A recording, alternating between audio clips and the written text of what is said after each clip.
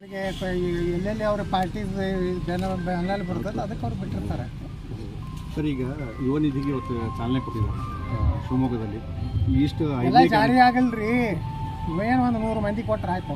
ನಾನು ಸರ್ಕಾರ ದಿವಾಳಿಯಾಗಿ ಹೋಗ್ತದೆ ಇನ್ನೊಂದು ವರ್ಷ.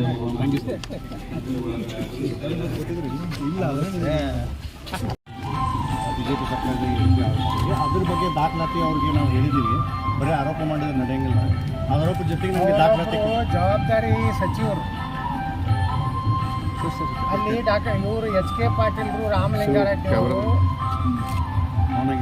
ಈ ಪಬ್ಲಿಕ್ ಅಕೌಂಟ್ಸ್ ಕಮಿಟಿ ಚೇರ್ಮನ್ ರೀ. ಅವರಿಬ್ಬರ ಕಡೆಯಿಂದ ವಿಧಾನಸಭೆ ಒಳಗೆ ದಾಖಲೆ ಆಗ್ತವೆ, ಸಾರ್ವಜನಿಕ ದಾಖಲೆ ಆಗ್ತವೆ. ಅದನ್ನು ಕರ್ಸ್ಕೊಂಡು ಒಬ್ಬ ಆರೋಗ್ಯ ಸಚಿವರು ಚರ್ಚೆ ಮಾಡಬೇಕು. ಇದು ಬೇಜವಾಬ್ದಾರಿ ಇವ್ರು ಏನು ಉತ್ತರ ಕೊಡ್ತಾ ಇದ್ದಾರೆ ಸಚಿವರು, ಮುಖ್ಯಮಂತ್ರಿಗಳು. ಅರೆ ನಿಮ್ಗೆ ನಿಜವಾಗಿಯೂ ಕಳಕಳಿತ್ತು, ಭ್ರಷ್ಟಾಚಾರ ಆಗಿದ್ದ ಬಗ್ಗೆ ನಿಮಗೆ ಸಿದ್ಧೇ ಮಾಡಿರಿ. ಒಬ್ಬ ಆರೋಗ್ಯ ಸಚಿವರಾಗಿಂತ ಪಾಲಿಸಿ ಹೇಳಿಕೆಗಳು ಕೊಡಬಾರ್ದು. ಪಬ್ಲಿಕ್ ಅಕೌಂಟ್ಸ್ ಕಮಿಟಿ ಒಳಗೆ ವಿಧಾನಸಭೆ ಒಳಗೆ ಮಂಡನೆ ಆಗೈತೆ. ಏನು ಸುಮ್ಮನೆ ಅಲ್ಲಿ ಹಾಲಿ ಬೀದಿ ಒಳಗೆ ಅಲಿಗೇಷನ್ ಮಾಡೋದಲ್ಲ.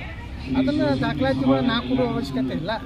ವಿಧಾನಸಭೆಯನ್ನು ತಗೊಳ್ಳೋ ಅಲ್ಲಿ ಬಂದು ಹೇಳಬೇಕಿತ್ತು. ಅವ್ರಿಗೆ ಮೌಖಿಕವಾಗಿ ನಿಮ್ಗೆ ಒಂದು ಬಾರಿ ಹೇಳಿದಾರಂತೆ ದಿನೇಶ್ ಗುಂಡೂರಾವ್ ಅವರು. ಮೌಖಿಕವಾಗಿ ಕೂಡ ನಾನು ಅವ್ರಿಗೆ ಹೇಳಿದ್ದೀನಿ. ಇಲ್ಲ ನೀವು ಬಂದಲ್ಲಿ ಅವ್ರೇನು ಮೌಖಿಕ ನಮಗೆ ಅವ್ರು ಭೇಟಿನೇ ಆಗಿಲ್ಲ. ನಾನು ಈ ಸರ್ಕಾರ ಬಂದ ಮೇಲೆ ಯಾರನ್ನೂ ಭೇಟಿಯಾಗಿಲ್ಲ. ಒಮ್ಮೆ ಶಾಮನೂರವ್ರನ್ನೂ ಒಂದು ಬೇರೆ ಬಿಟ್ಟರೆ ಮುಖ್ಯಮಂತ್ರಿ ಹಿಡಿದು ಯಾರೋಡನೂ ಇಂಟ್ರೆಸ್ಟ್ ಇಲ್ಲ, ಯಾರನ್ನೂ ಭೇಟಿಯಾಗಿಲ್ಲ. ಸರ್, ರಾಮ ಮಂದಿರಕ್ಕೆ ಸ್ವಾಮೀಜಿಗಳಿಗೆ ಬರಲಿಕ್ಕೆ ಲೇಟ್ ಆಗ್ತಾ ಇದೆ, ಬರೋಂಗಿಲ್ಲ. ಯಾಕಂದರೆ 3